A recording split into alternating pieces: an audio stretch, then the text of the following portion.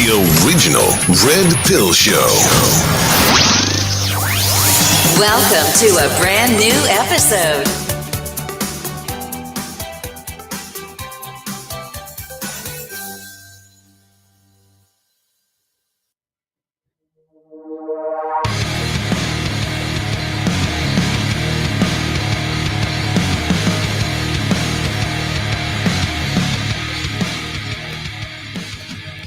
Don't look too closely, then I'll see right.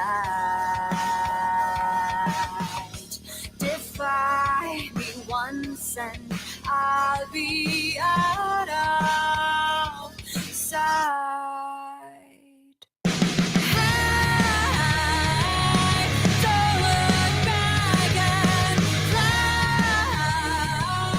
Heartbeat living life. It's the last day of my life.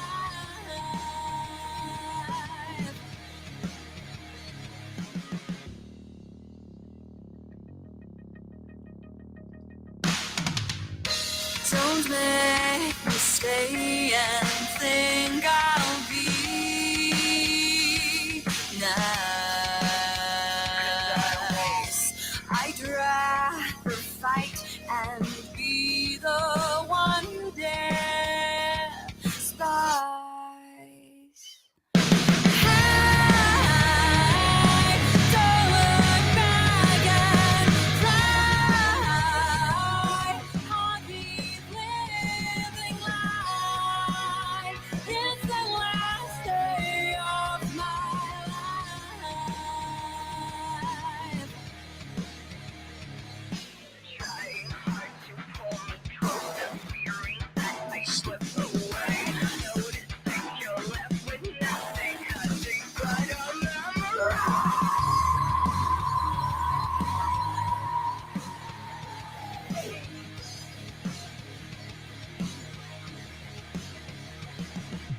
Hey, don't look back and fly. Heartbeat living life. It's the last day of my life. Don't look back and fly. Heartbeat living life. It's the last day of my life. All right, kids, welcome to another exciting episode of the original Red Bill Show. Today is Saturday, March 5th, 2022. Oh, yes, this show is for entertainment and educational purposes only. Please use at your own risk. Finally, this show is opinionated. The hosts, especially callers, guests, people that are naughty in the chat room are and always will be opinionated. Under no circumstances whatsoever should opinions be taken as advice. If you're seeking professional advice, we strongly encourage you to hire a licensed if required person in his or her field there, little Tommy. Hey, man. No, that's his name, broadcasting live from the freezing part of the Rocky Mountains, where it's a balmy, what is it? Well, 33, that's not so bad. But it's been in 70s or thereabouts, and it was just absolutely gorgeous last week. But not so much anymore. All right, so what is shaken? Are you all confused as much as me? Oh, here, so speaking of that, I'm really going to add to that. I am no longer on Podbean for many reasons, mostly out of frustration. And then, secondly, I have to consolidate the show. And I'm going to explain all of that, this whole show from now until when I'm done, which I have no idea when that's going to be, in a matter of time. But it's all connected. I strongly recommend that you get a piece of paper and a pen. That will be self-evident here shortly. From this point forward, unless, of course, I change my mind, which I have that prerogative, I will be broadcasting on Freedom Revolution Network, comrade, and into Russia Falls. Or Ukraine, depending on which one falls first, but we shall see.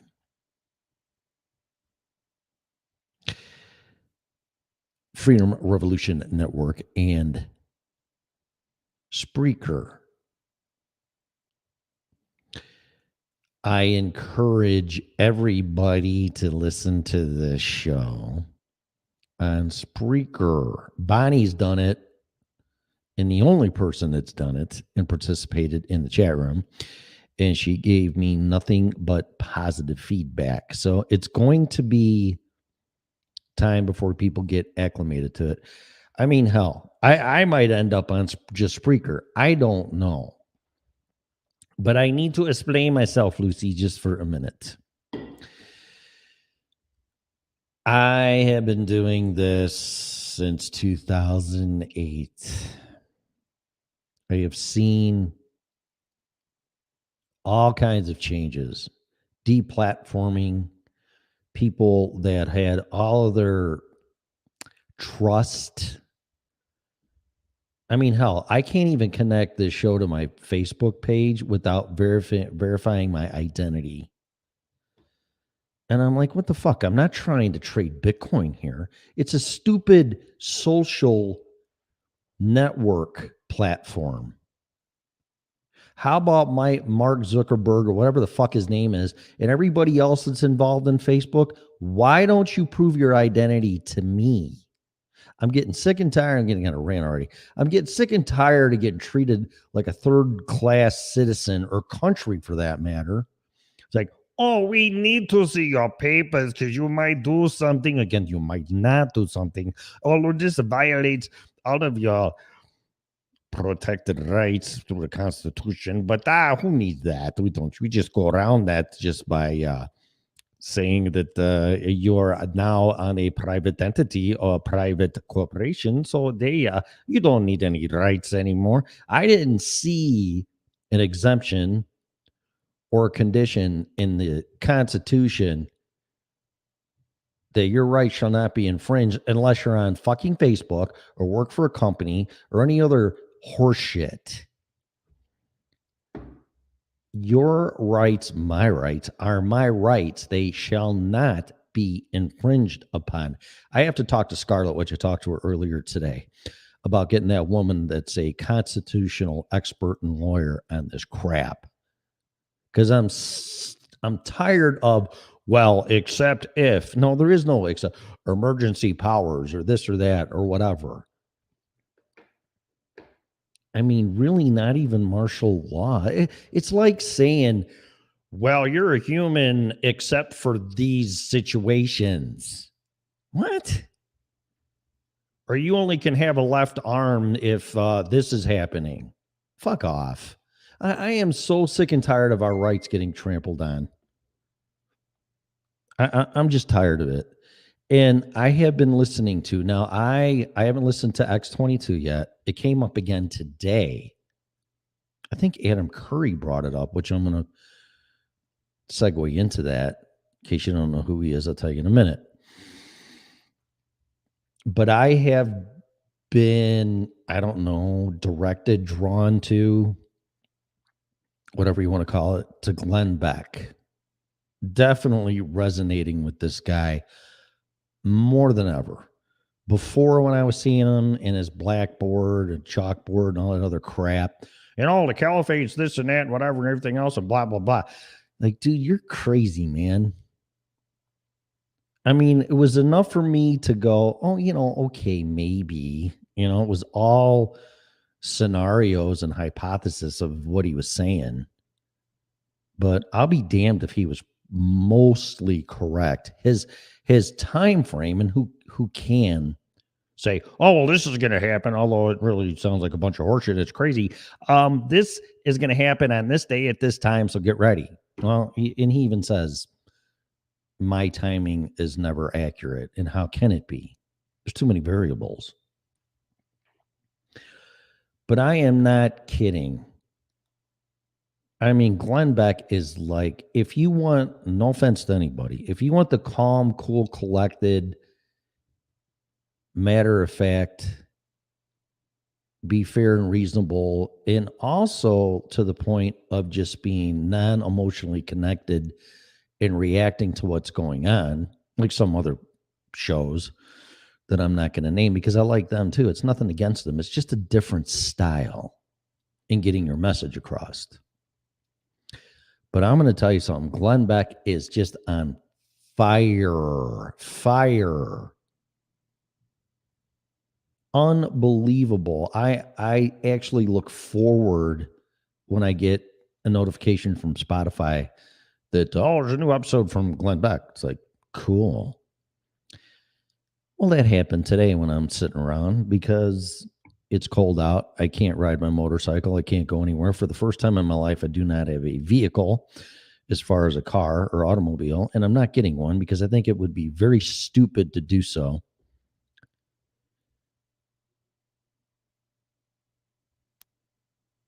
And I'm trying to see if there's an alert that came up on Spreaker for this show.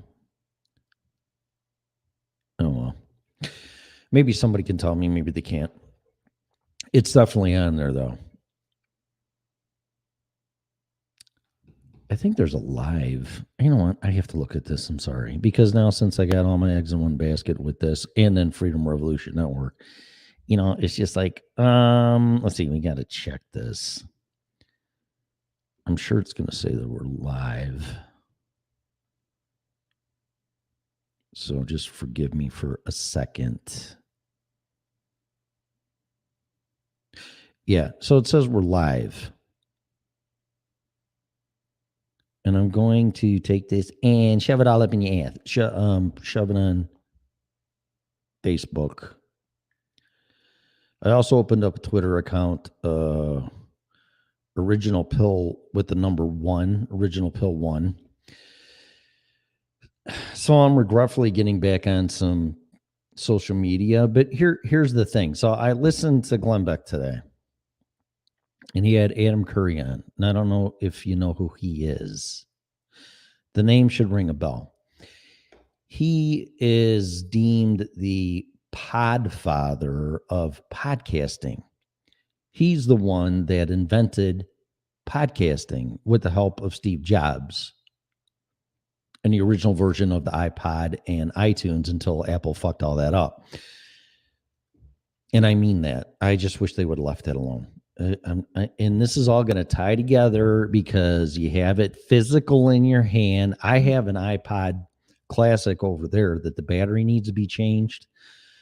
I really want to go back to it, but I'm afraid I'm going to spend $100 on it, and then it's not even going to sync up with iTunes. But that's a whole different thing. Just remember, physical in hand is way different than not. Okay, I got to get that point across, though. All ties together from, like I said, title of the show's podcast, Bitcoin and Putin. Hopefully this makes all the sense in the world to you.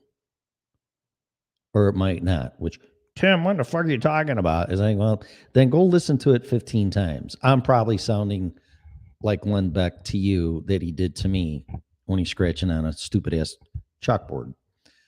Trust me.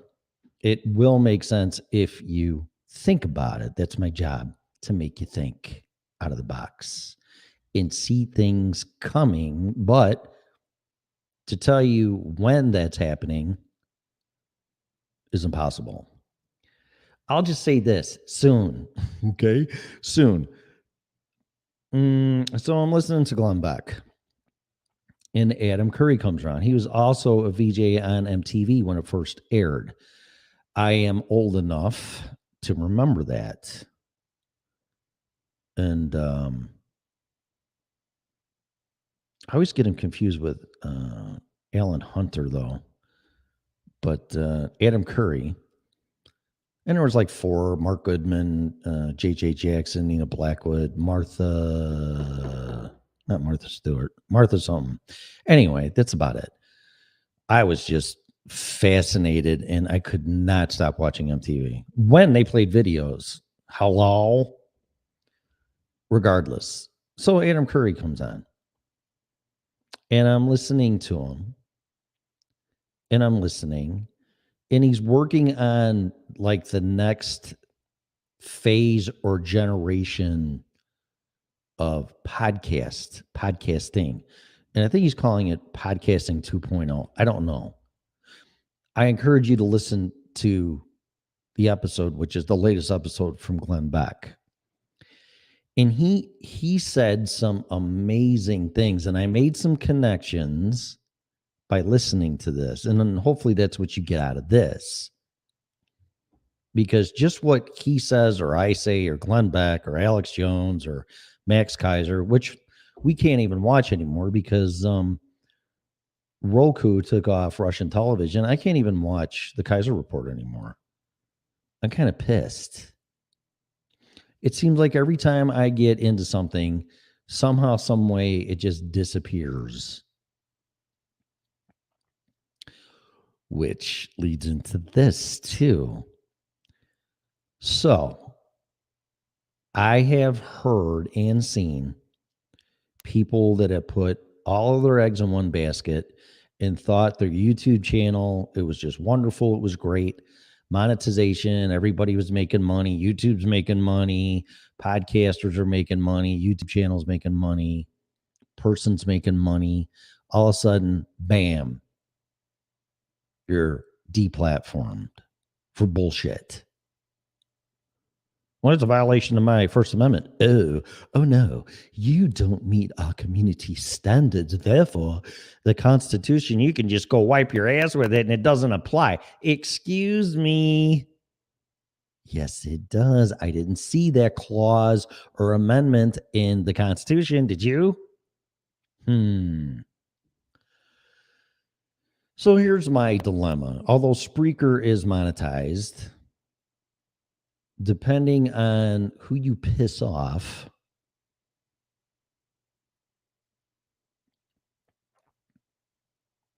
you might just find yourself broke, busted, no income. So you work hard, you create all this platform, you create a network, you do whatever you got to do, and you piss somebody off, and guess what? You don't eat.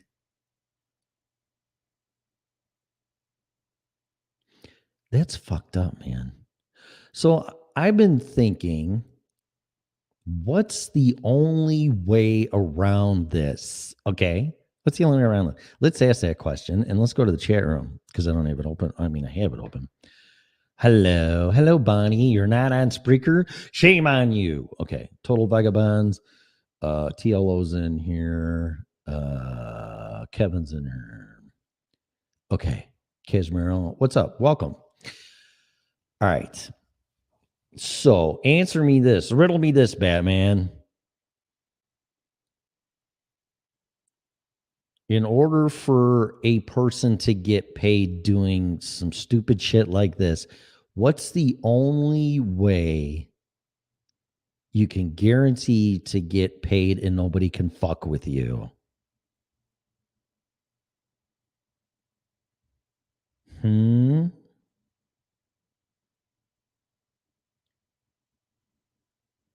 I'm waiting.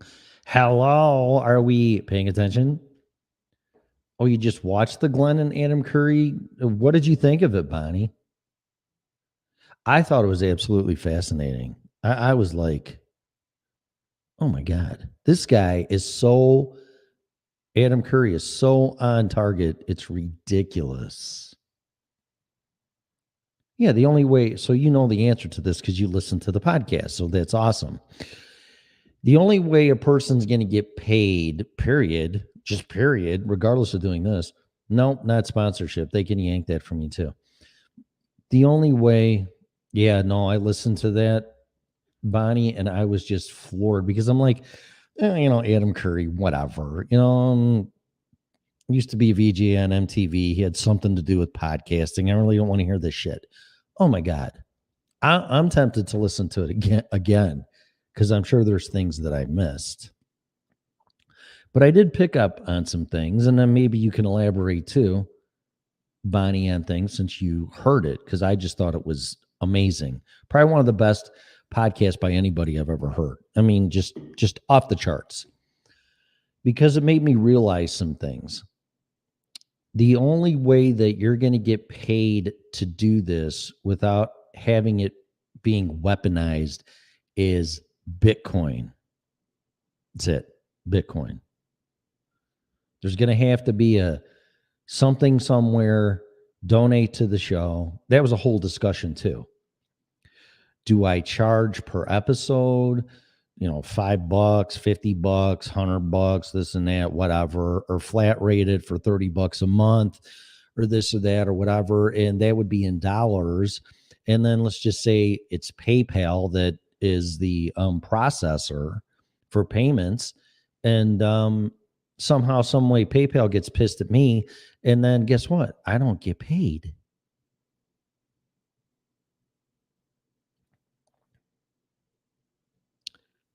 Ain't gonna happen. So listening to this Adam Curry podcast with Glenn Beck, or Glenn Beck with Adam Curry, sorry. He's come up with some podcasting 2 thing and this and that. And I got to figure it out. I was talking to Scarlett about it, because let's say you're listening to this show right now. Well, obviously you are. I mean, let's just say you are. And you are getting charged by, I think he said the minute, didn't he, Bonnie? I don't think it was a second. I think it was a minute. So whatever rate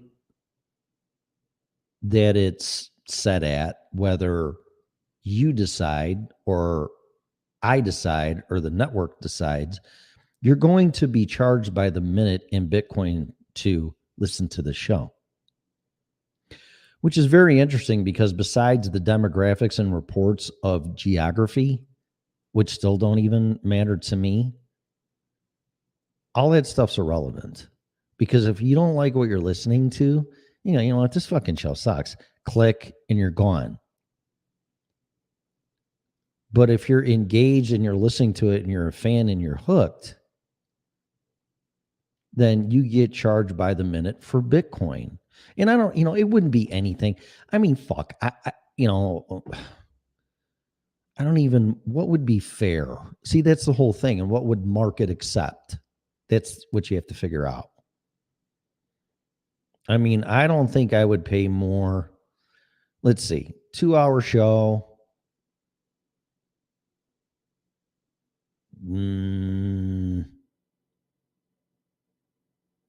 I don't. I mean, see, this is where it goes into. I would have to get more out of it than I'm putting into it, like an investment. But I don't know, $5 an hour. I mean, I don't think that's fucking ridiculous, but maybe it is. I don't know. Or you just pick what it is, but you wouldn't pay by the hour, you'd pay by the minute. So whatever that would equate to, but that's just a number. But I wouldn't mind giving somebody $5-10 for a good podcast show. But that seems ridiculous, especially if you're going to listen to it every day. I don't know what it would be. I mean, maybe $1. I mean, it's like probably going to be like Spotify. These poor people don't make any money. You got to stream your song 1 million times and make $2. I don't know. I don't know what it would be. But it would have to be fair. It would have to be affordable, and definitely worth the time. So whatever that would be, I don't know. Yeah, suggest a minimal amount and people can add more if they want. There's nothing wrong with that. I mean, if you really, Adam Curry was saying just let the customer set it, and they were getting anywhere from $5 a podcast to 50 to sometimes 500. So I think that would be a really good pricing model. It's like you set the price because some episodes are going to suck.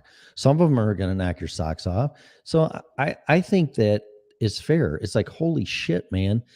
I learned so much here. You're worth $100, or this episode sucks balls. Here's $1, so I don't know. I don't know what, I don't know. I don't know how that's going to work, but that was my ultimate goal for me to, or anybody for that matter, to get paid to do this, because I think it's coming.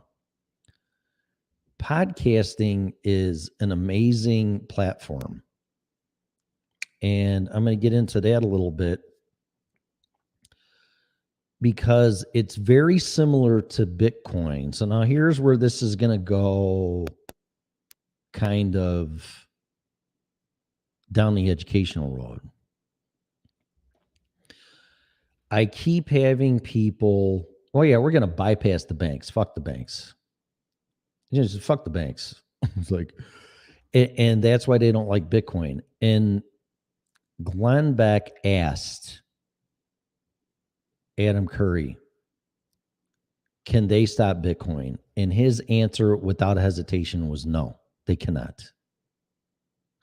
They cannot stop Bitcoin.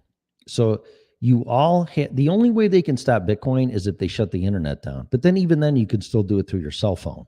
There's too much fear and unknown ignorance in Bitcoin. Now, I'm going to talk about Bitcoin, not cryptocurrency or altcoins or NFTs, or that's a whole different realm. It's not really a different realm, but I don't want to talk about it. I want to talk about Bitcoin becoming the world's currency, because that's what I see.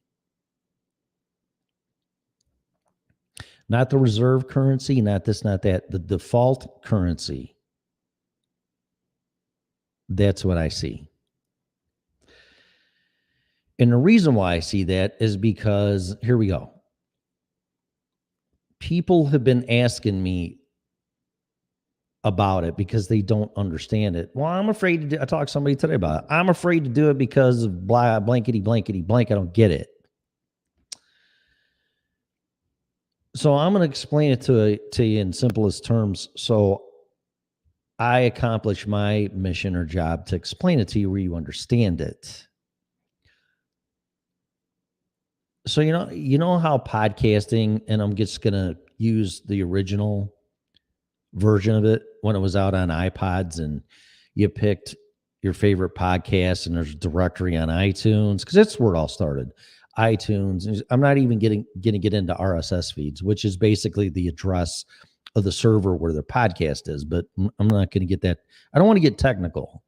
That's not what it's about. It's about explaining it in simplest terms.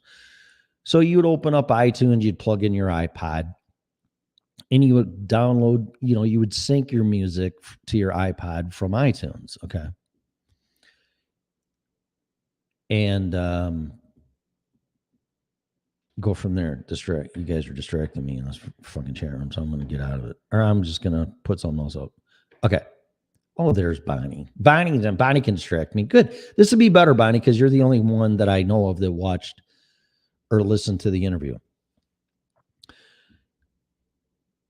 So I'm going to try to explain how podcasting is very similar to Bitcoin. Is an analogy. Okay.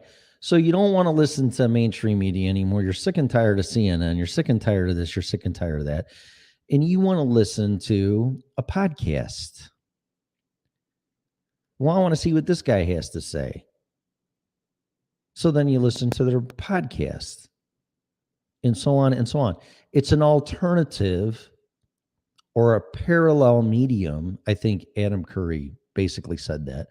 It's a parallel medium or platform or way to run along the side of what is now reality, which I'm going to say is the blue pill. So all this shit ties together. The blue pill world in the Matrix. But you want to get off of that road in that universe to a parallel one because you have to run parallel. You just can't abandon it. You can't fight it. You can't win against it. You will not win that war. It's like, okay, so I choose not to participate. So fuck mainstream media, CNN, Fox News, all of them. Okay, whatever. I'm getting off this fucking road that's going off a cliff. And I'm going to get onto a parallel road or platform, which is podcasting. So I'm going to listen to this and I'm going to listen to that and everything else. And you got your little MP3 player and it's so cute and it's awesome and it's wonderful. It's amazing. I don't know how we lived without it. And iTunes and the whole 9 yards. Okay. So podcasting is getting off the current mainstream status quo, live your life, blue pill, wake up, blah, blah, blah, blah, blah, rinse, wash, repeat life, and just trust your government. Everything will be fine. Don't worry about it. Don't pay attention to nothing. We got your best interest at heart. Trust me. Okay. Or you're like, you know what? After the 2008 meltdown, I don't like this ride. I'm getting off. But you can't get off. You can't get off. And if you try to get off or you try to fight, they make it difficult on you. Like mainstream media and the banks. Well, here comes podcasting out of nowhere, and here comes Bitcoin. So you're like, okay, you know what? I'm sick and tired of your narratives and your political weaponized agenda, horseshit and lies and everything else. And every news story or every situation is used as political weapons. I don't want to hear this shit anymore. I want to listen to somebody else that may or may not have a different ideology than mine, but they're not trying to shove this up my ass and tell me what to think and disrespect the president of the United States, regardless of who they are. And it's all their fault. And they're just the devil himself. I don't want to hear this shit no more. I want to listen to somebody else's opinion so I can come up with my own opinion. Okay. And that's where podcasting took us to. All right. In the beginning and to now. Now let's get back on the mainstream highway or freeway or, the original, the blue pill world on that expressway or highway universe. Now we got the banks. And the banks are ruthless in the meltdown, and all the rich people got bailed out and all us peasants had to pay for it. And that's just the way it is. They're too big to jail and too big to fail and this and that. And it's all your fault. And get us in trillions and trillions and trillions of dollars into debt. And if you don't like it, well, tough shit. Your credit gets ruined. You can't pay your bills. You lose your job. Your house dropped in half. Your retirement dropped in half. Does any of this sound familiar? This is 2008. Does any of this sound familiar now? Because it should, except it's getting worse. Now it's getting into your 401k, possibly.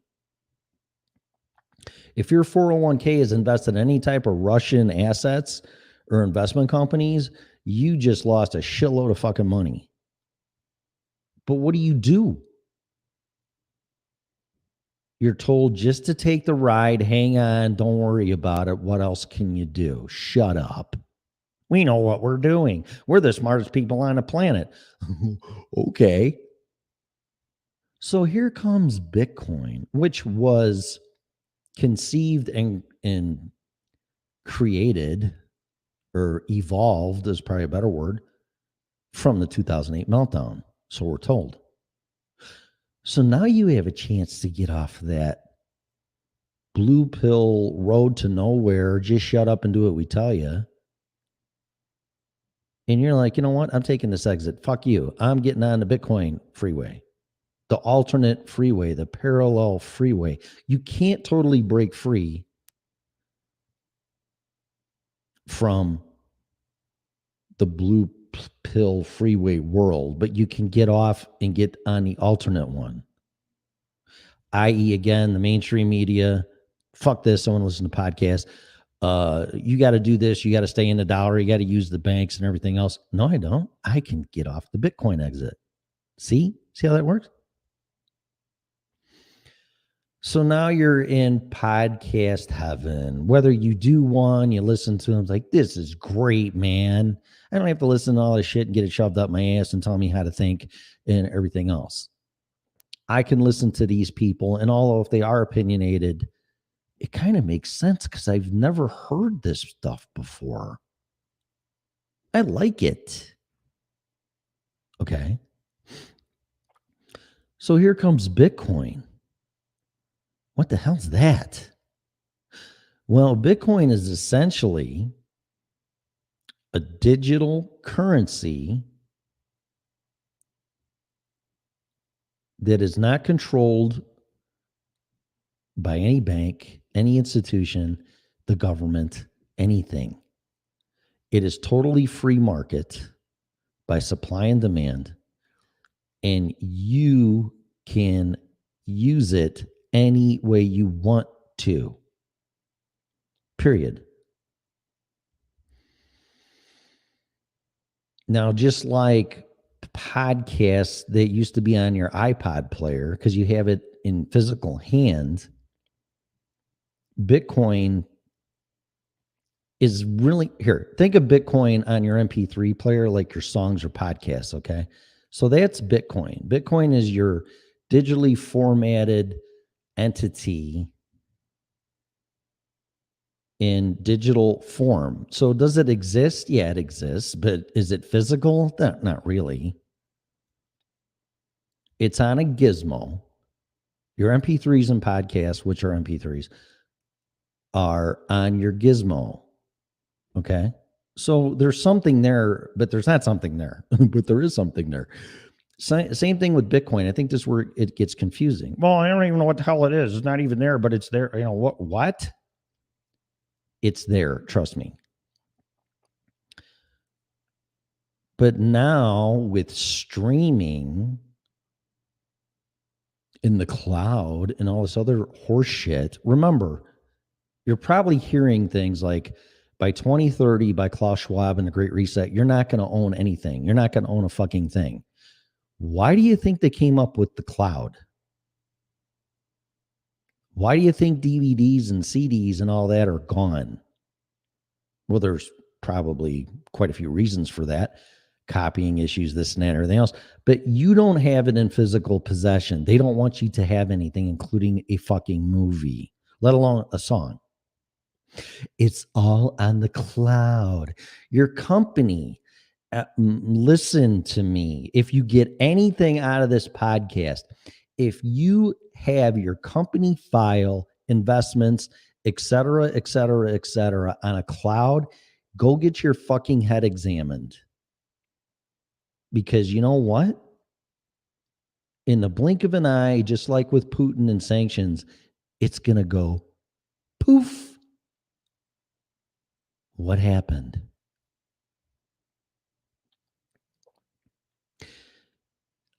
All your investments, everything else, I'm not giving investment advice. This is just facts and educational, are nothing but paper. They used to be a piece of paper that says you have this. Now that's not even that. It's just a digital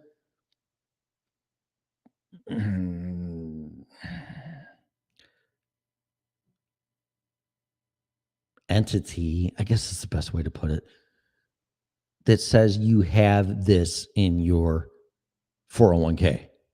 Okay. And it's not even in your possession. It's not even on your computer that says that. It's somewhere in fucking China or maybe Russia or the next country we potentially go to war with. Then what are you going to do?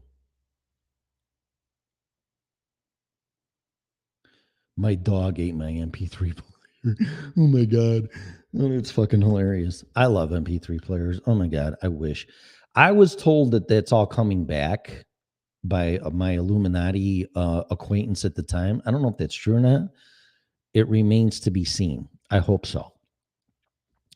But Bitcoin in its digital form is like an MP3 podcast or song. Okay. So do we get that?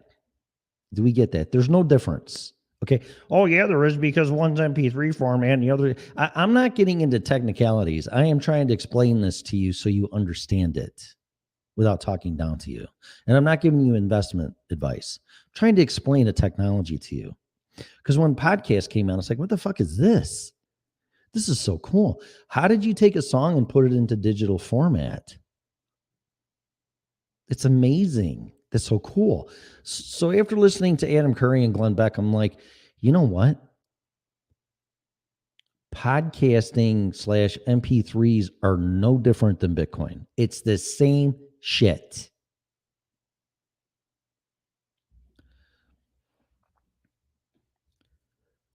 So your Bitcoin,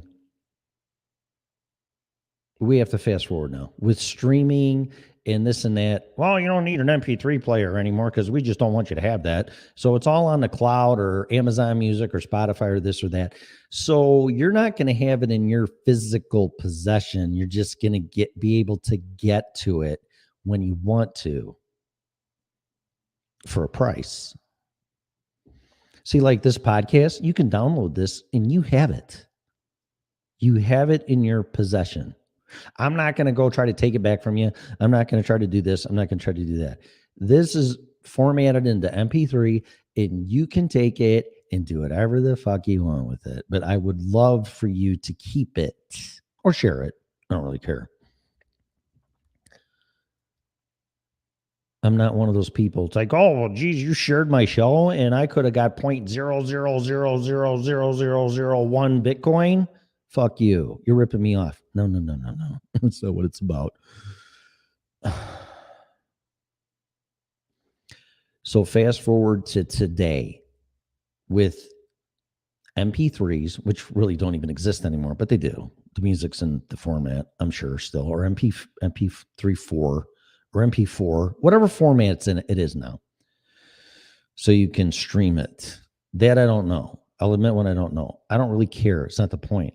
The point is that you don't have it in MP3 format in your podcast on your MP3 player. You got nothing to show for it. It's not there. But it's there when you go on to Spotify and stream it, or Amazon Music or iTunes or Apple Music or whatever the fuck it is. So you can still get to it. Okay. So they took something in physical form in your possession and they took it away from you. The same thing with the cloud in your company, in your financial stuff and everything else. It's not in your possession. Very concerning, wouldn't you think? So now here comes Bitcoin. Bitcoin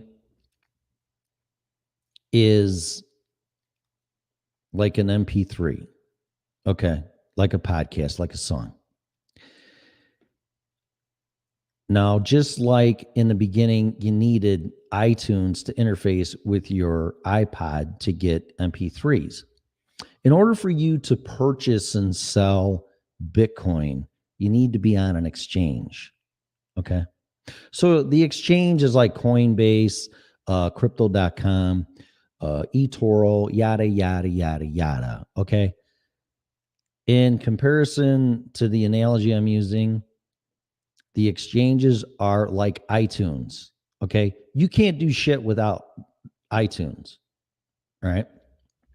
You can't do shit with Bitcoin without an exchange. It's a medium in between. Okay. But that medium is not in your possession. So when you buy Bitcoin, and you buy it on Coinbase and you open up an account and they crawl up your ass with a microscope and know your customer and all this crap. When you buy it, it's sitting on the exchange, okay? i.e. Spotify, Amazon, whatever. It's not in your possession. Not a good idea. It's sitting on the cloud. Oh, yeah, but it's fully encrypted and this and that. Really? Then why do I keep hearing stories where people keep losing their fucking Bitcoin? Or it's attacked by a hacker or whatever, and then everybody's wallets disappear and you're not getting it back. That's because it's sitting on the exchange, i.e. Amazon Music, blah, blah, blah, blah, just like your MP3s. It's sitting somewhere else. Bad idea. Bad, bad, bad, bad, bad. No, no, no, no, no, no. So what you want to do, okay, back in the day, well, I had iTunes, I had my iPod, and then when I had it on my iPod, I had it. There was nothing that's going to happen to it. It's there. Okay. Now, compared to Bitcoin, you need an MP3 player / storage device. Okay. That is a hard wallet. It's like a Trezor, a BC Vault, and on and on and on. There's all these different models you can do it. I use BC Vault because Crypto Casey recommended it. And I'm telling you, the thing is the shit. So now I have my Bitcoin on my hard storage wallet in my possession, i.e. my iPod. Fuck off. Oh, we're going to deny your service to your music and streaming and this and that. Well, fuck you. Oh, we're going to deny your Bitcoin to your accessibility because it's sitting on the exchange. You can't get to it or it disappeared. Not good. No, no, no, no. And that's one of the biggest concerns I've heard. Well, I keep hearing all these stories. People lose their Bitcoin, this and that, blah, blah, blah. And that's an understandable thing. I get it. But if you use the analogy to what I just said, where Bitcoin is like podcasts and MP3 songs, now you'll understand. You don't want to stream music, do you? I don't. I can't stand it. I would still rather download them onto my MP3 player, have them there for me, and I can listen to them whenever the fuck I want because I got them. It won't matter if I don't have cellular service or the Wi-Fi is down or whatever because I can't stream it. I have it in my possession. I can do whatever the fuck I want with it at any time. Same thing with Bitcoin. If you have it on the exchanges, you don't have it. You don't have access to it anytime for whatever reasons. You don't have it in your possession. Dumb. Bad, bad, bad. Big mistake. Big mistake. And the nice thing with a hard wallet offline, and the one I use, they can't take it from you. They cannot take your cryptocurrency from you. Okay, I said the word Bitcoin. They can't take Bitcoin from you. Why? Because it's in your possession. Just like gold. But can they come in and take your gold and threaten you with your life or shoot you? Of course they can. But that's physical form, and gold and silver take up a lot of space. And it's hard to hide it. That's why people bury it in the ground or put it in creative places or put it in the bottom of the ocean or, whatever they do with it. And when there's a lot of it, that's a lot of shit to hide. And then you don't want to hide it in one place because if somebody does find it, you're screwed. But as far as somebody coming and getting it from you, they can't do that. And here's why. Because the gizmo that I use, BC Vault, is number one, encrypted. Number two, it has its own software on your computer. And that is all password protected. On top of that, you back up to micro SD chips. I say chips plural. You can back up on this thing until the cows come home. But all of your cryptocurrency is, and I said it again, all your Bitcoin is on that micro SD chip. And that is password protected 2 or 3 times. So the gizmo, the software, and the backup chips all have password protection. So it's like, oh, we're here to confiscate your Bitcoin. We take your BC wallet. You could go fuck yourself. Goodbye. Well, good luck, because you're never going to get into it. And if they do take it, now you're like, they just took all my Bitcoin. No, because you have a backup. And you have 5 backups, all strategically hidden in case these assholes try to come get your shit. This is where it comes into the Putin thing. I entitled this podcast Bitcoin and Putin. Okay. So if the government decides to use the RICO Act on you, whatever, that means you're in big trouble. Or they want to put sanctions on you because you're not cooperating for whatever reasons that is, or whatever. If you think they're not going to weaponize our currency and our money against you, you are sadly mistaken. When the dollar becomes digital and is the Fed coin with blockchain technology, they're going to decide, and this was on the podcast with Adam Curry and Glenn Beck, they're going to decide where, this is the example they use. Let's say you want to buy some meat, okay? Well, you want to buy the meat from the farmer, and you have to use digital dollar Fed coin money. Well, if it's written in the blockchain technology, the government can say, we don't want you buying from a farmer. You need to go to the grocery store. You can't buy meat from a farmer. So now it's going to be controlled by blockchain technology. That's why they love blockchain technology. They love it, but they hate Bitcoin for obvious reasons. But when it goes to the Fed coin and the dollar's gone, it's going to be the Fed coin, and you can only spend money and have transactions approved if the almighty powerful deem it necessary, because it's still a centralized banking system.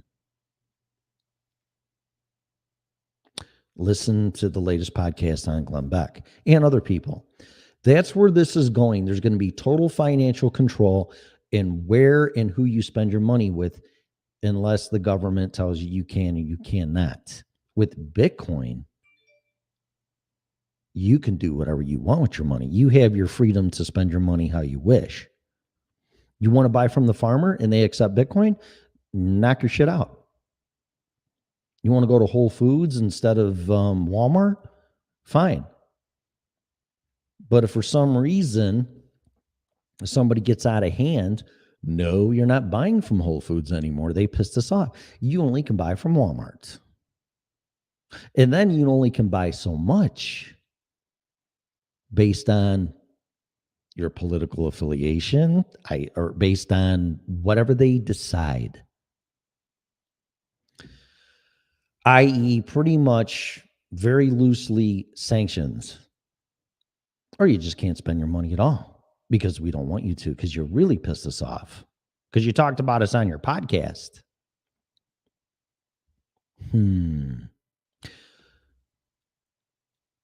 So you can use Bitcoin to anybody that accepts it. Now, the big myth or what's being propaganda that's being put out there is, well, you can't use Bitcoin as currency. Nobody's accepting it. That's not true. It's already happening right now, especially over in Asia. But it could be to the point, and it is to the point, that you just do this right through your phone and you have a QR code that's sent, please send me so many Bitcoin, and the other person has that on their phone or gizmo, and you hit the send button and they get it almost instantaneously, and you get your cup of coffee, or you get your meat from the farmer, or you get your food from Whole Foods, or here's where they're gonna, this just popped into my head. Here's where they're gonna really fuck you in the ass. Oh, you still have a gasoline car? Oh no. On top of it already being $7 a gallon, you only can buy 5 gallons at a time.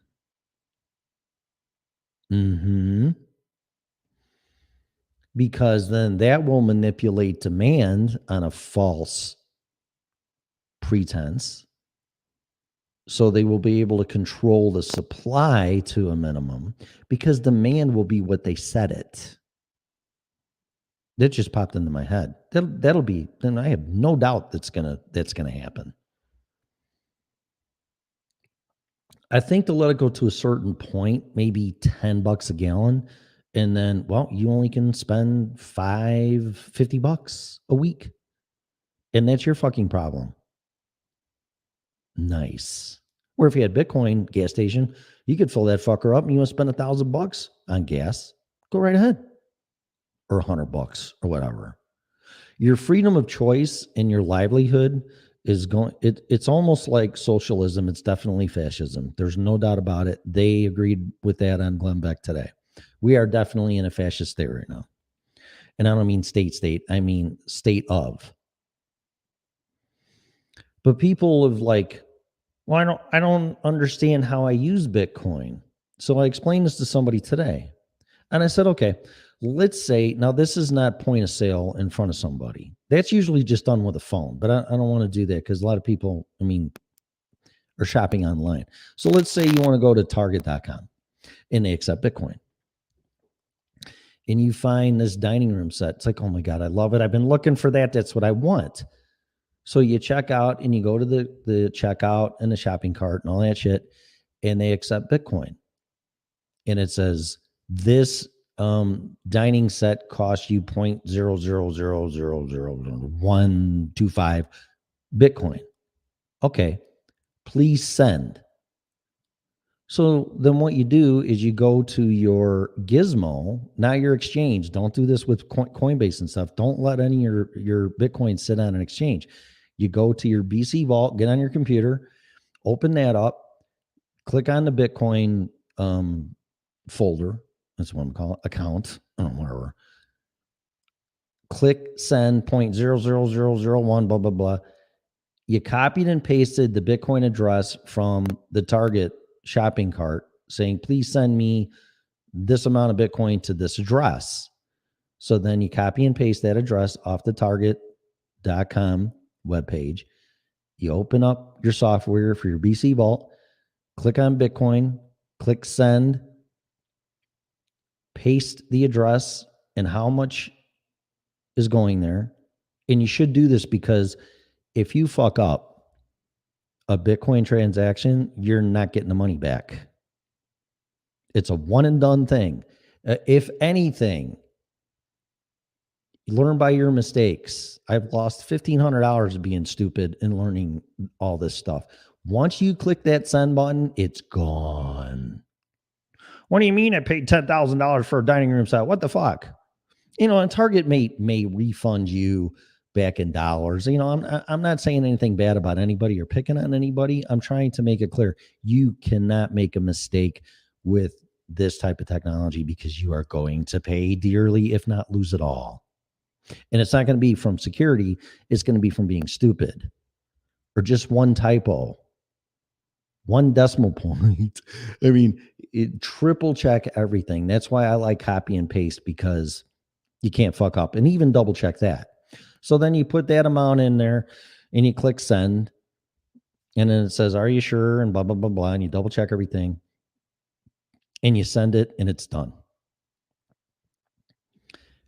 It sounds a lot more complicated than I'm making it, but it's pretty much just like entering your credit card information and this and that when you're using the traditional banking system.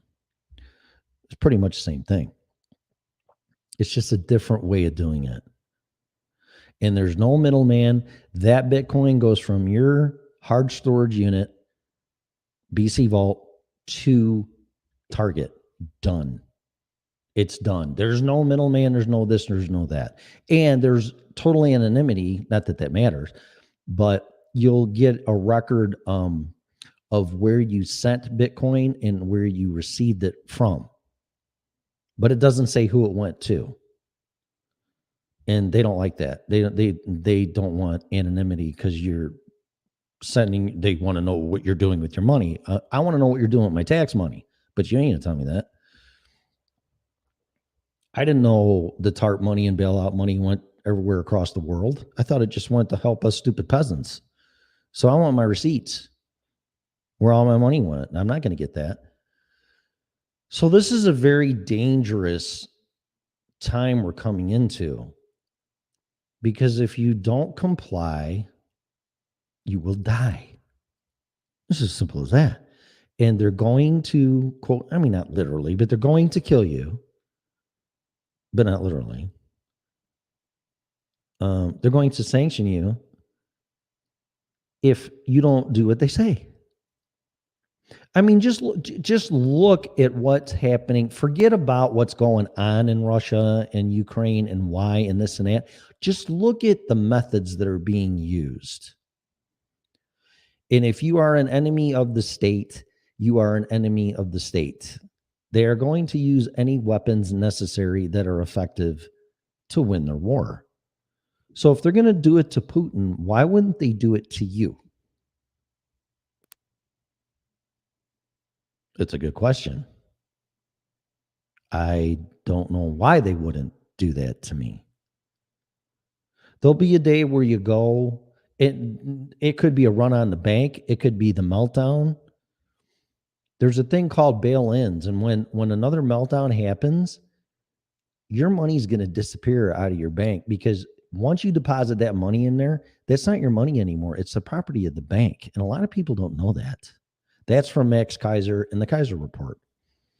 It's not your money. Once you deposit it, it's their money. They're just holding their money, and it's accessible for you to get back, but it's their money. So once the shit hits the fan and there's another meltdown, where did all my money go? Well, it's not your money, because once you put it in their possession, it's theirs. You don't know that either. Nobody does.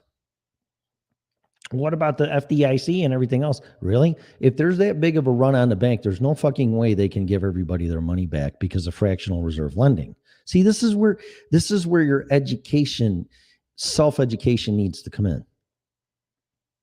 Those banks only have to hold one out of every $10 that they loan. So if you put $1 in the bank, they're making either a $10 loan or 10 $1 loans, and they're loaning it out. The money's not even there. It's 10 times less than what you put in.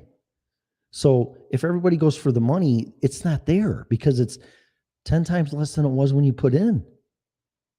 And a lot of people don't know that either. That is the banking system. Whereas Bitcoin, now Glenn Beck brought this up to Adam Curry because he said, can they stop Bitcoin? And Adam Curry flat out said no. And then Glenn Beck says, well, what about the exits or the roads off to converting it back into dollars? Because that's where they make it hard and they get you. And Adam Curry's like, don't do that. Just use Bitcoin, which you can do. I know Amazon, there's BitPay, Coinbase has a card, but see, that converts, that's kind of tricky, so I shouldn't even bring that up. So forget that. And that's on an exchange. So anyway, there are ways to use Bitcoin, but in my opinion, for me, I think doing transactions and carrying this stuff on your phone is a big mistake, because that means you're using the exchange. I think for security reasons, and above all else, possession, you're better off using your MP3 player / iPod / BC Vault on your own computer in your home, safe, sound, and secure to do transactions with Bitcoin. That's just me. Because if you're going to do it on your phone, unless they come up with some technology to integrate all this stuff, because it's like I said, once you unplug your iPod from iTunes, you can't download anything to it or from it. Then maybe you could with Wi-Fi. See, but I don't want to get into that because that's a technology that I don't even know could happen. But let's say it could.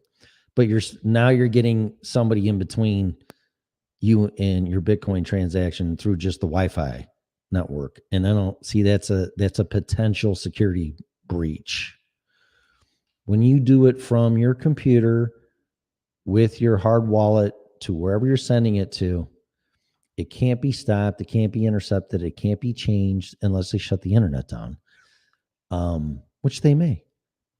But there's nothing you can do about that, because once it gets into the blockchain and all the miners get it and they process it, there's too much encryption, and all the computers on the Bitcoin network are working to use algorithms and mathematical equations to solve and verify your transaction. They can't stop it.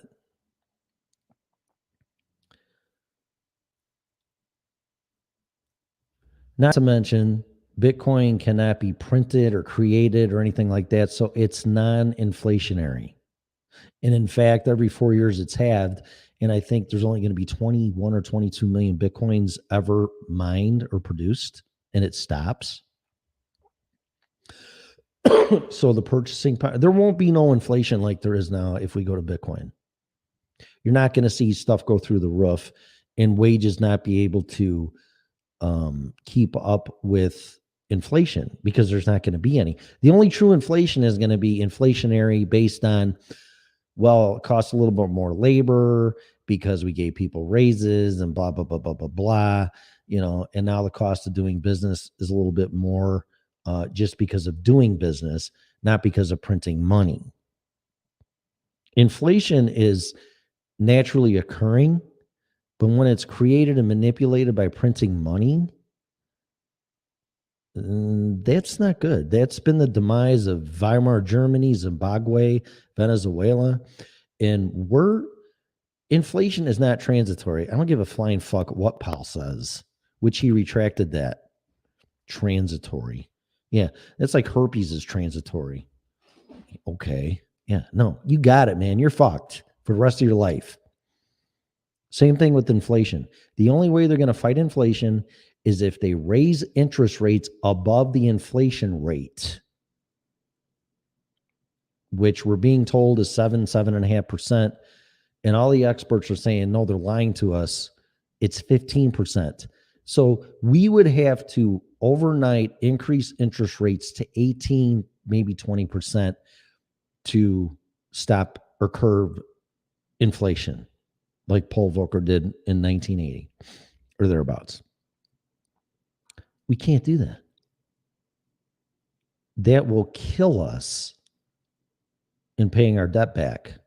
Just go to debtclock.org and look at that debt clock tick, tick, tick, tick, tick, tick. It's like $10,000, $20,000 a second that our debt keeps going up. And if you're going to put an 18 to 20% interest rate on that, and right now it's what, 2 to 3? We're done. That clock will spin its wheels off. Our debt will go exponentially through the roof, and it cannot be paid. There is no amount of money that's going to come in, whether it's taxes or anything of the kind, to at least make the payment on the debt. Not even pay the debt off, just to make the payment to all the people that are holding bonds, treasury notes, bonds, bills, whatever, to pay them their money back. It can't. We will default. This cannot happen with Bitcoin. I really highly recommend that you buy the Bitcoin Standard book, because this explains this. And then now there's a book, The Monetary Revolution, Rich Dad, Poor Dad, Robert Kiyosaki. I just listened to that podcast, or I listened to it on YouTube. And I just bought that book. It explains everything. We're in trouble. Rent Really? I'm with a 1-car garage. I'm paying over $1,600 for a 1-bedroom, 1-car garage. I can't. That's taking $400 a week out of my check, and then some, just to have a roof over my head. And trust me, wages have not kept up with that. And in some areas, rent's gone up $200, $300, $400, $500 a month from prior to last year.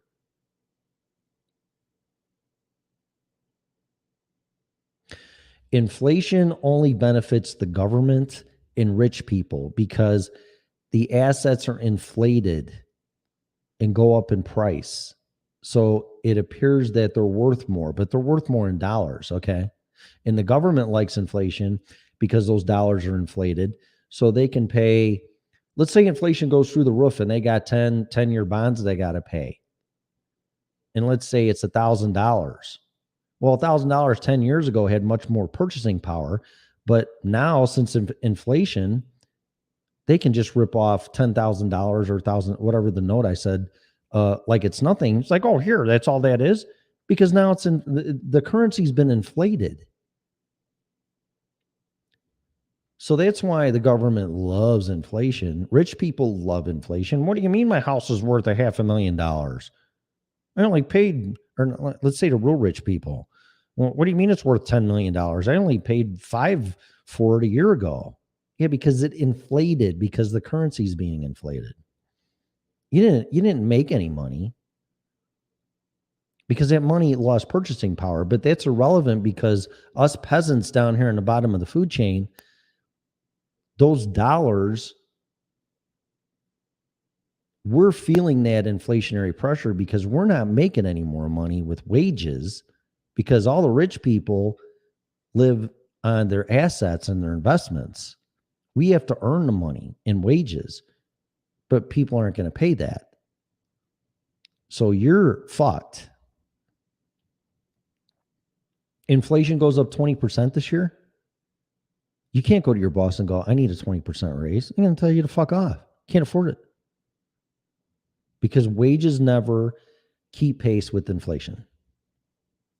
Just look at gas and everything else. Wait till your electric bill doubles, if not quadruples, because now all you assholes have to drive an electric car because you're polluting the planet. Wait till that happens and the electrical grid goes down because it can't take that strain with 24 hours a day of sucking juice out of it to charge your fucking Tesla or your Ford F-150 or your Chevy Silverado pickup. You think it's bad now? Wait. Whereas if you do Bitcoin will be non-inflationary and it will retain your purchasing power, but you have to find people that do commerce in Bitcoin. And Bitcoin is the alternate highway or parallel universe or the red pill world in the Matrix, where the blue pill is still MSM, dollars, and CNN and Fox News. It's a road to nowhere. But you do have a choice. You don't have to get brainwashed. And that's what they were saying too, hypnotized. Adam Curry was saying spells are being cast onto people. And actually associating, and I'm not calling them witches, they were self-proclaimed witches. I'm positive I had a couple spells casted onto me and they weren't good. Dark energy. Words have power and meaning. And you're all being casted with a spell. Oh, Trump did this and Trump did that and Trump did everything and blah, he's evil. Okay, yes, master. Until you wake up and go, wait a minute, doesn't make any fucking sense. What are you talking about? That's not what happened. That's not what I see. This country and the world is headed for a reset. And everybody's saying it. Glenn Beck's saying it. Everybody's saying it. There's going to be a financial reset. and you ain't going to own a damn thing. And if you don't comply, you die. And the only way out of it is to wake up, get off of that blue pill expressway parallel universe, take an exit, get off of mainstream media and that whole fucking highway to hell shit, because that's where it's going, and get off on the exit that says podcasts and tell MSM to fuck off. Then you're still in the financial world in the highway to hell parallel universe. Take the next exit for Bitcoin. Get off of that. You are not going to win by fighting these people. You kind of got to pull an Atlas Shrugged and go on strike, but not go on strike. You just have to run along parallel to the blue pill universe, which is reality, this reality that we've been spellbound by, and go, wait a minute. No, I'm getting off. And in every aspect of your life, look for the exit. Get off. And before you know it, you're running along that fucked up road to nowhere parallel universe in your own parallel universe, creating your own reality that has a different outcome. Right now, it's Bitcoin and podcasting. And I really do think both of them are almost the same age, actually, now that I think about it, or close to it. Podcasting might be a little bit older, but not much. Because I'm thinking 2008-ish, 2009. Steve Jobs took Apple back over in 1999 or 2000 or thereabouts. It was the Y2K book. So yeah, 1990. I don't know, whatever. But they're within a few years of each other age-wise. And I truly think neither one of them has even begun to met their potential. I mean, just look at podcasting. This network, this show, Joe Rogan, Alex Jones, Glenn Beck, X22 podcast, yada, yada, yada. Just imagine your life right now if you didn't have that option and you just had to listen to mainstream media and all the propaganda and some dingbat that's the press secretary that doesn't know her ass from a hole in the ground. Well, why don't you do your homework on oil companies and why don't you just come back and we'll talk about this tomorrow? Fuck you. Who do you think you are? My mother? I've never seen such a crock of disrespect and just total deflection and projection and not even in the worst alcoholic dysfunctional family. Are you kidding me? Well, you just well, you know. Well, I cast a spell on you. Hunky bunky Dory whore, you're a stupid asshole. Fucking, I don't know. You can tell I'm a witch or warlock. Come up with your own rhyming spell.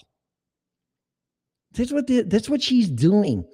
I'll show you. You want to talk about oil? Then I'll just make you boil. Don't ask me those questions. Oh my God. I've never seen such fucking mental fuckery in my life. You're asking this person a question and they're responding with hyperbole, spellbound bullshit and blaming it on you. Oh, well, you don't know what you're talking about. Oh, yeah. I wish I knew half of what you knew, Miss Saki. Oh, please forgive me. The biggest crock of shit I seen on social media, and it's keep being repeated. The president does have. Excuse me, I'm spellbound. Somebody put a spell on me, and I talk like an idiot. The president has no effect on the price of oil.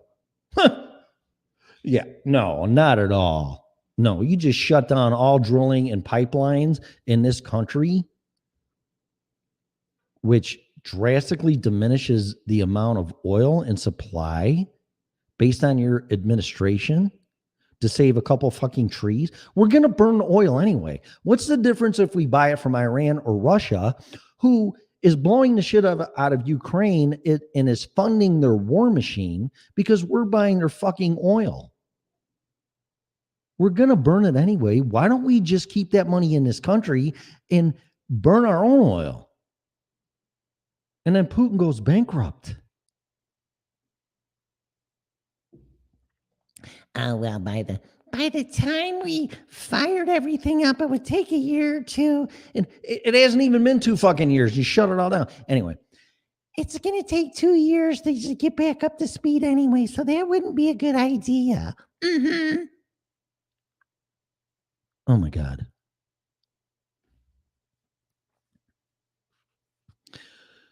Currency or money could not and would not be weaponized if we went to Bitcoin. You can't do that.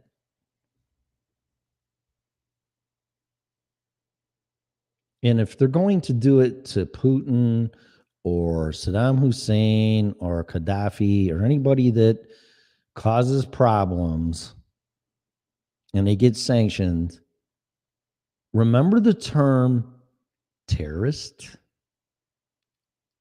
Remember when 9/11 happened? And if you're not against the terrorists, you're for the terrorists or some shit like that. And President Bush pretty much just threatened everybody.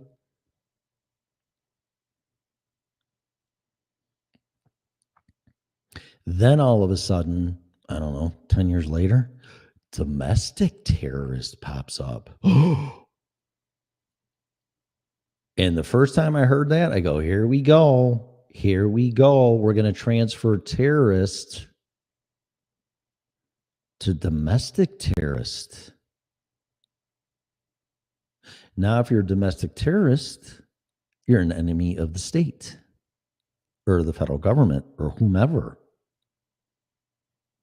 You don't think they're going to weaponize money in the monetary system against you because you're a domestic terrorist? Which you're not even going to get a fair. Just talk to the people from January 6th from the quote unquote insurrection. You think you're going to get a fair trial and your funds aren't going to be seized? You can't even defend yourself with a lawyer for many reasons, including monetarily, because they're going to seize your assets.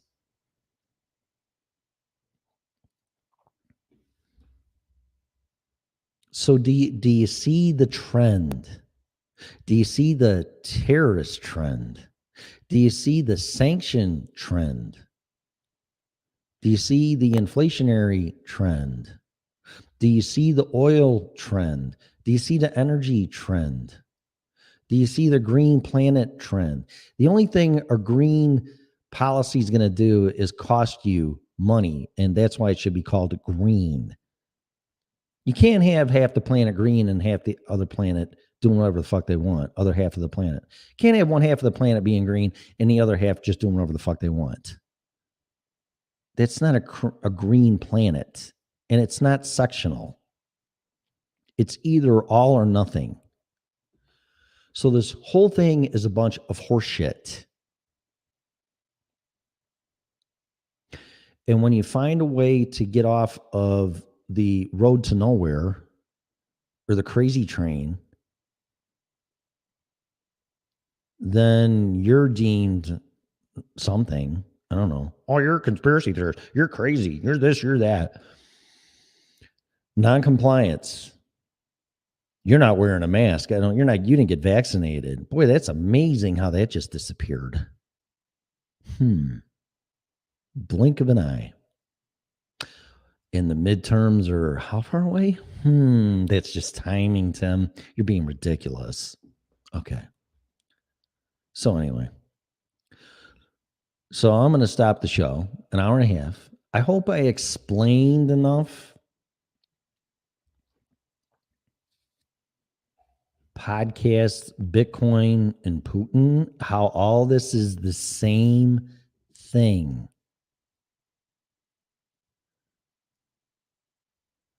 Bitcoin and podcasting is a new technology that is freedom of choice. It's nobody's business.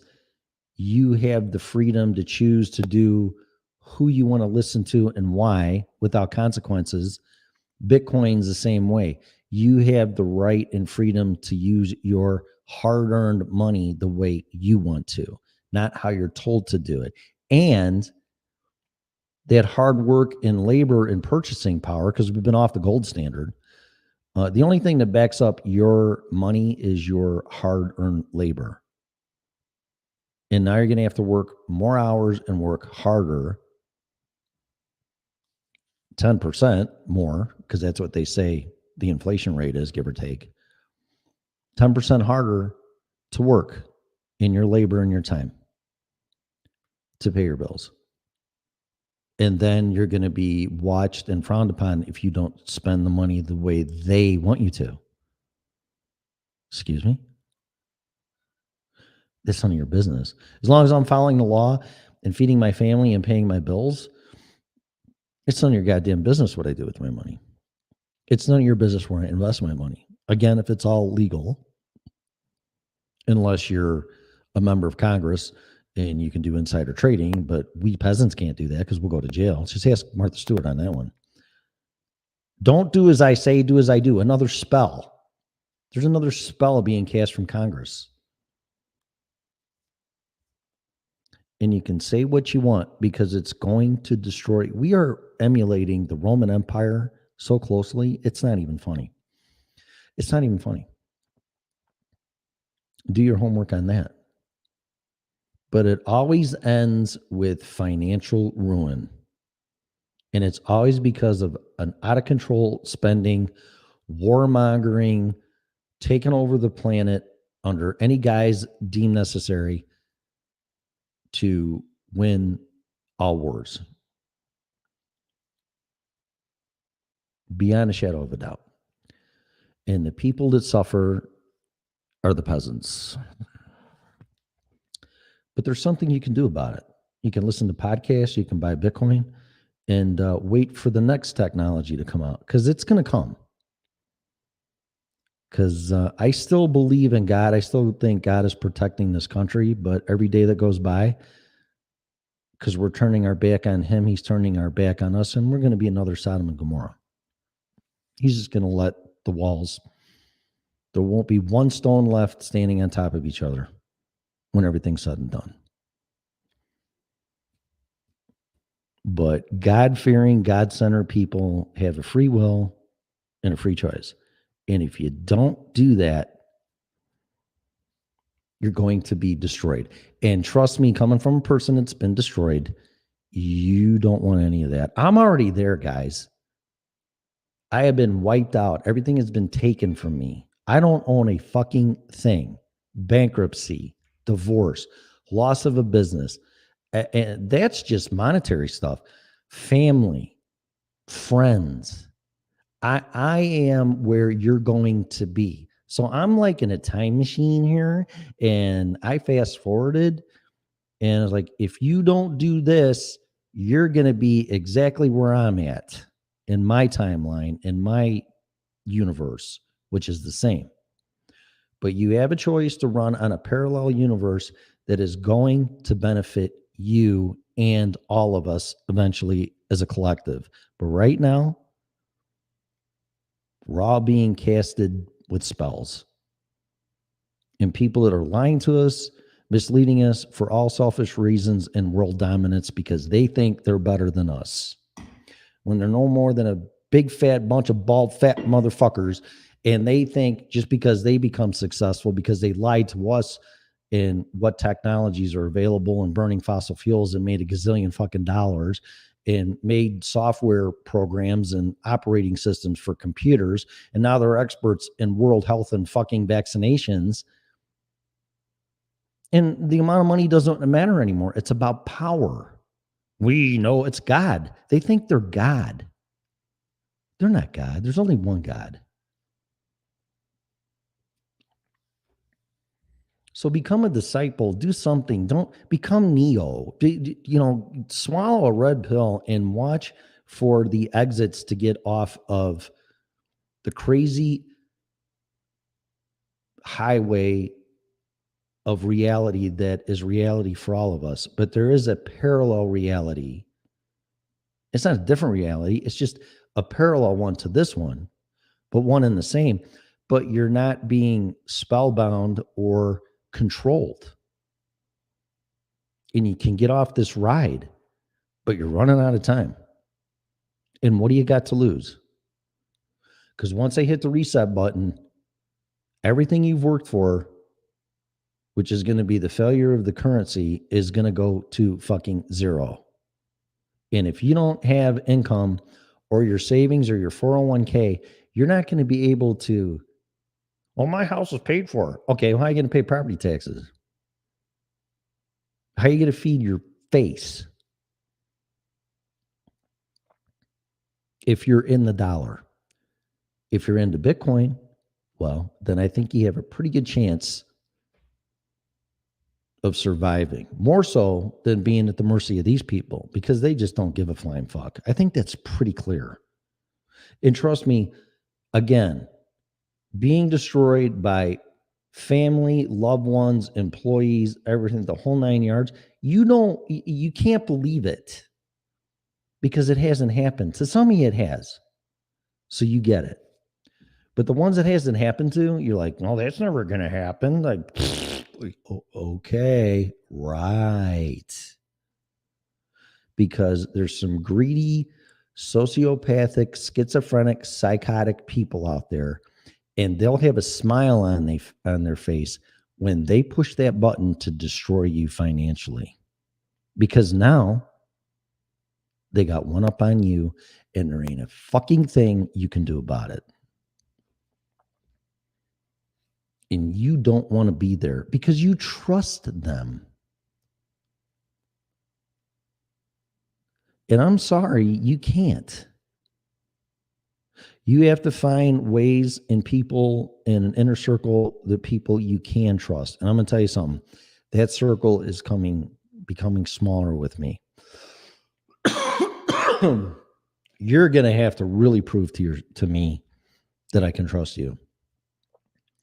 So it's just me. And I'm navigating this ship a lot better than I did. I don't have a first mate, second mate, partner, spouse, wife, best friend. It's just me, man. And that is lonely. But I think I'd rather be lonely than be betrayed again.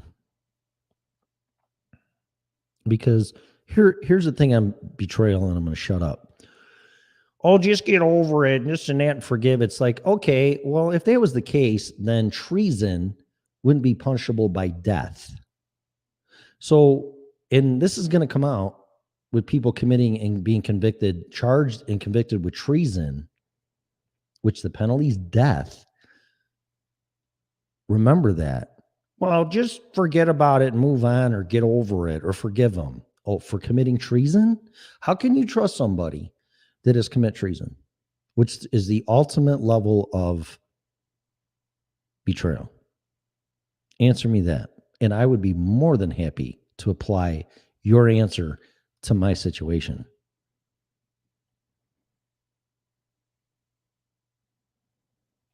It's going to take a lot of, I don't know, time, actions, follow through, trust, affinity, ideology, commonality, cohesiveness, family without being, family does not, blood does not make family. Defending at all costs, having each other's back no matter what. I won't shut up. I had a conversation again today with somebody, and they were saying how COVID fucked everything up as far as aligning and building up networks and people that you trust and everything else. It's like it kind of put a halt on it. And I said, yeah, but here's what it did. That did you a favor, because the people that were in your circle and succumbed and complied with all the fear mongering and the mask mandates and the lockdowns and the vaccinations, well, they just proved their worth and their trustworthiness because they complied out of fear. You don't want those type of people around you. Trust me. You need to stand your ground and believe what you believe in, and no matter what, that is not going to change. So it was kind of a natural cleansing, or I don't even want to say this because that's what they're doing, but a culling of your inner circle of people that whom you thought you could trust and had this highest level of integrity, only to succumb and comply with mandates and threats and jail and fines and mask mandates and vaccinations. The vaccination thing is just beginning. It is going to cause a lot of health problems for people. And I just knew in my heart and my soul that this was not the answer to win this battle against this pandemic. No. Mm-mm. If 99% of the population were dying, like, listen, we got this thing. It may work. It may not work. It may kill you. It may cure you. But what choice do you have? There's a 99% chance you're going to die. You know what? I'd probably take it. But less than 1%. And then kids, it's even less. And you're forcing this on these poor kids that may have serious health consequences down the road. Myocarditis, strokes, high blood pressure, yada, yada, yada, yada. Because they just released a lot more documents from Pfizer by court order. And the stuff that's in there and the side effects is just off the fucking charts. Because there was a spell casted on you and you fell for it. You have to be spell proof. You can't let manipulation, fear, threats make you change where you stand. It took me 30 years to find that out and cost me everything. Don't let the wrong people into your life because it will destroy you. So look at this COVID-19 crap as a blessing, because I can guarantee you could have bet your life and had somebody's back and say, nope, they're good. And they broke down and complied with all this fear-mongering horseshit, and they can't come back. When you would have thought there's no chance in hell. There's no chance in hell Tim would ever do that. Well, sorry, guys, I did, and I needed to keep my job and comply and not get thrown in jail and wear a mask. So I did what I had to do, and I got the vaccination, although I'm going to be dead in 2 to 5 years, or wish that I was. But I did what I had to do. I would be a total failure and betrayed you guys. But you don't want to learn the hard way from that, like me. This whole COVID crap did us all a favor. It separated the men from the boys, the fighters from the compliers, the warriors from the peasants, the strong from the meek, whatever you want to say. And it's really sad. It really is sad. I can't tell you. That's such a heartbreaker. But it did us all a favor.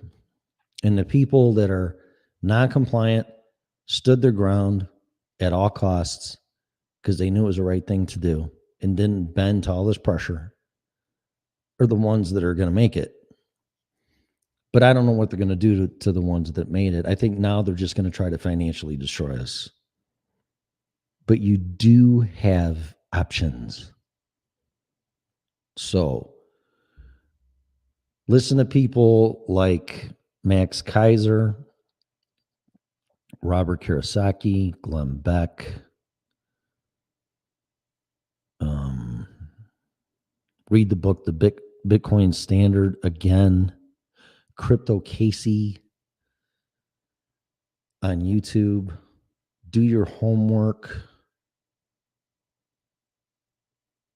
Because now the next phase is gonna be to financially destroy you. And they're going to do it. They're doing it. And this inflation is not going to stop. I'm sorry to tell you. So prepare for it now, because shit's just going to get more expensive and you're not going to earn any more money to make up for it. That's why I didn't buy a car. I'm fucking 50, just turned 58 years old. I don't even have a fucking car. But I couldn't justify $425 a month for a payment, $100 for insurance, and God knows what gas is going to cost me. Let's say $200 a month. So what's that? 300 and 425, that is $725. $725 for a car that I really, really don't need. That's going to be obsolete in the next 8 to 15 years. Why would I do that? When I have a motorcycle that gets 40 miles to the gallon, it costs me $15 to fill it up. Why? And it's paid for. And insurance is 20 something bucks a month. I predict motorcycle sales are going to go through the roof. Watch. Doesn't take a rocket scientist to figure that one out either. But motorcycle sales and scooters and all the little gas fucking sipping mechanical fossil fuel burning transportation vehicles are going to go through the roof. You're not going to be able to find one very soon. But it does limit my freedom to go out, because right now it's snowing and it's 33 degrees. And if I had to go somewhere, I'd have to jump on my bike. But if you're in Florida or in a warm climate, or, south of the Mason-Dixon line, you're probably okay. But not here. So here I sit stuck doing podcasts, talking to you, which I don't mind. But it's going to be interesting to see what happens here. Definitely how accelerated it is. Definitely no later than fall. Around or after the midterms will be interesting to see what course they try to, or what spell they try to cast on us. But definitely around the presidential election, I mean, that's going to be it. Whatever's happening then, that's what the world's going to be. But I'm getting off this fucking reality of highway to hell. And when there's exits, then I can do something about it to get on a parallel reality to this stuff where I retain my freedom, my rights, and my liberty in pursuit of happiness. I'm going to do it. And if it ends up getting me killed, then so be it. But it's going to be way better than not owning anything and being told how to live your life, how to comply, where you can, where you cannot spend your money, and how much of it you can or cannot spend. That's not freedom. But that appears to be where they're headed. And after all these years of doing this and waking up and trying to figure it out and try to protect myself and my family at the time, that with help of other family members thought that I was crazy. And Adam Curry and Glenn Beck said that too. And it gets to a point where you feel like you're alone. And it's like, I see this. Why don't other people see it? And then you're accused of being a narcissist, or you always got to be right, and blah, blah, blah, blah, blah. And that's not even close to the reasons why I do this show, and I try to share my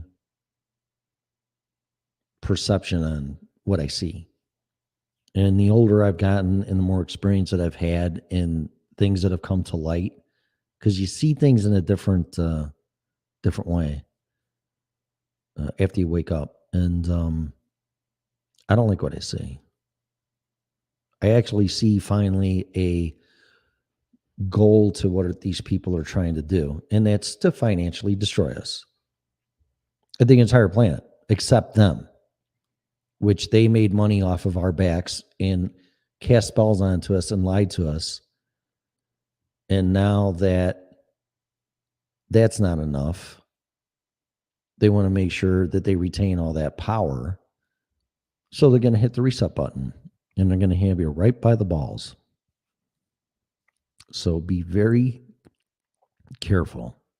Listen to podcasts, listen to all of them. Like I said, Glenn Beck, X22, Alex Jones, Rich Dad, Poor Dad, Trish Regan. She's even waking up. She's getting pissed though. I was listening to her the other day and I'm like, damn, I sound like I'm listening to my mom. She's pissed. In whatever podcast you want to listen to get off of this, highway MSM mainstream media shit telling you how to think and blaming everybody else and making you feel like a piece of shit. Listen to podcasts and then get off of the monetary system and the banking system and get in. And I'm going to get into Bitcoin, and I have been for a while. There are alternatives. Don't think there's not, but don't comply by fear mongering and threats. You have a choice. So that's enough of that. An hour and 45 minutes. Bonnie's still the only one in the chat room. I hate that when politicians and educators talk down to the average American like they're 5 years old. Oh, yeah, that's the right now, that's the perfect description of the press conference person right now. It's just a fucking joke. So I never seen somebody get talked down to so bad and try to make you feel like you're an idiot. So, all right, let's see what's in the chat room. I don't know. There's a lot. You guys are talking a lot. Amelia, hello. Misty Dawn. Is there any trolls in here? I don't see any yet. I don't hold a bank account. Good.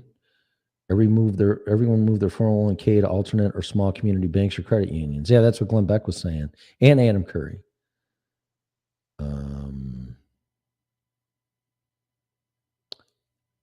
And that goes all the way back up to the beginning. Let me scroll through this again.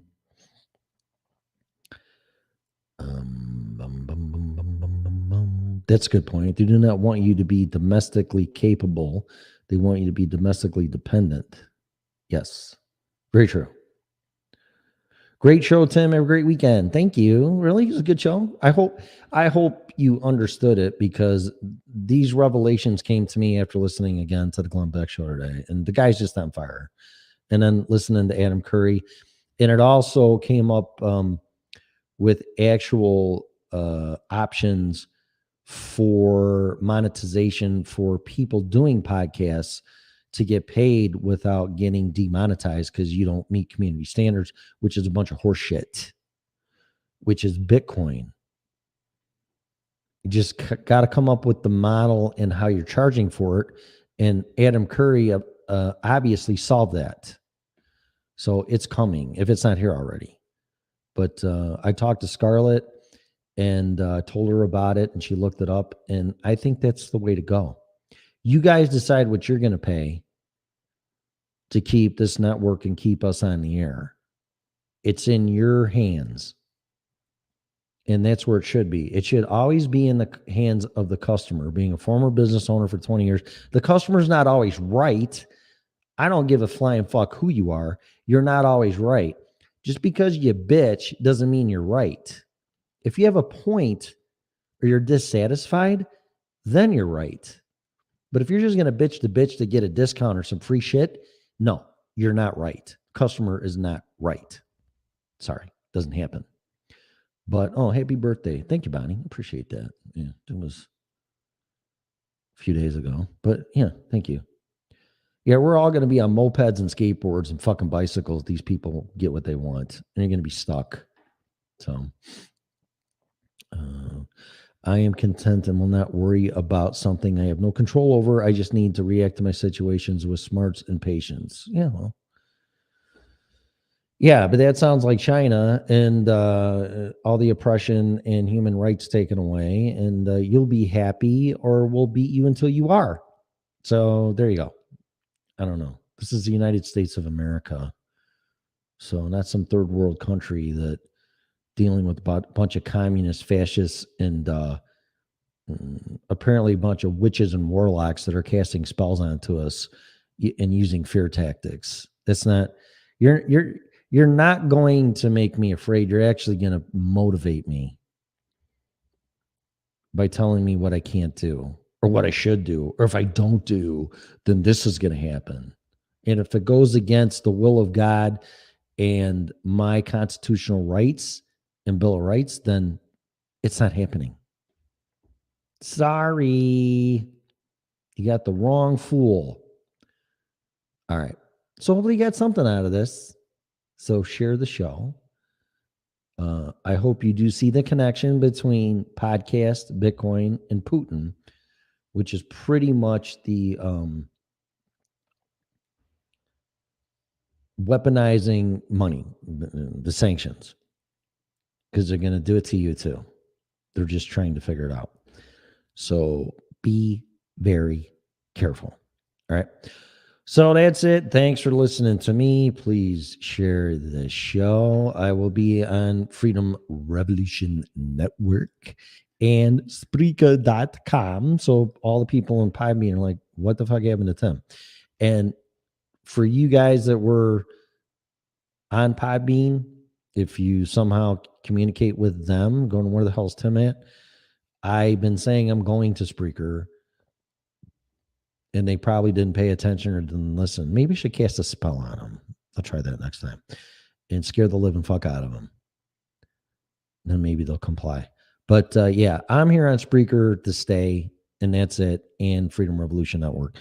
And then let's just see what happens. But this network is going to change for the better. There's going to be more time and energy put into it. And just get ready. But it's nothing without you guys. Without listeners and fans and customers, this is nothing, just like any business. But I don't want to make this about a business. This is more like a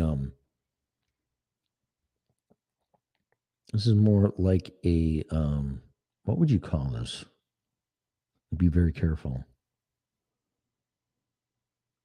You see, I don't even know what word to use, because no matter what, it's going to get used against me. But it's just like-minded people. Let's put it that way. That's the safest way to put it. So they cannot be broken. You cannot break me to betray myself and the people that I say I care and I love. Like family. This is family. How's that? This is family.